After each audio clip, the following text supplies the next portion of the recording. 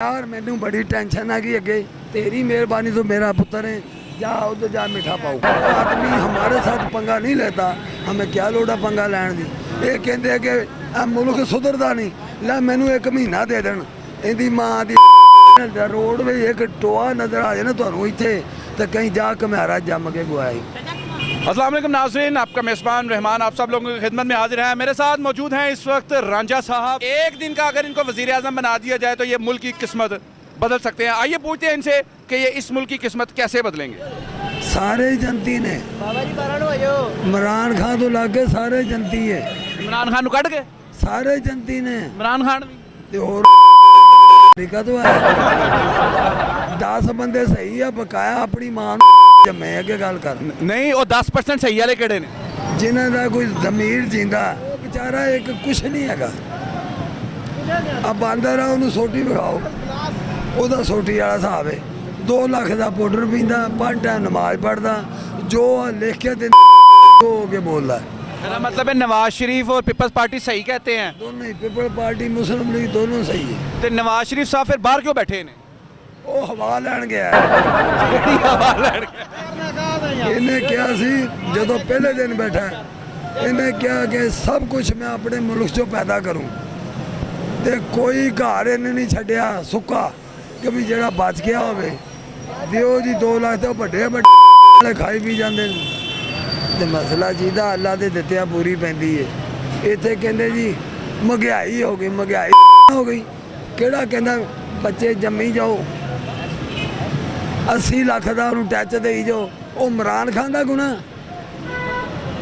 हर बच्चे जिन्ना ਉਹਦੇ ਹੱਥੇ 50 ਦਾ 60 हज़ार का फड़ा टैच ते बुढ़ी जड़ी है तो सवा काम कोई नहीं नुकरानी रखी है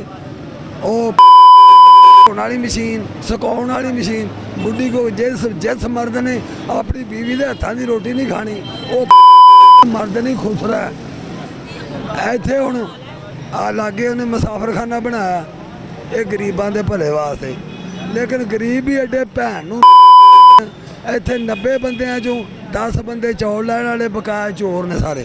कोई खीसे काटा कोई लौंडेबाज आ कोई मवेशी आ, सच्ची गल दा पहरा कोई नहीं देंदा।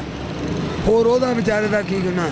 स्क्रीन दे अगे जाके बोलो, स्क्रीन दे अगे जिस नूं इहो ही नहीं कदर हैगी कि भी ये बंदा शाम की रोटी भी गरीब ने खाधी कि नहीं खाधी।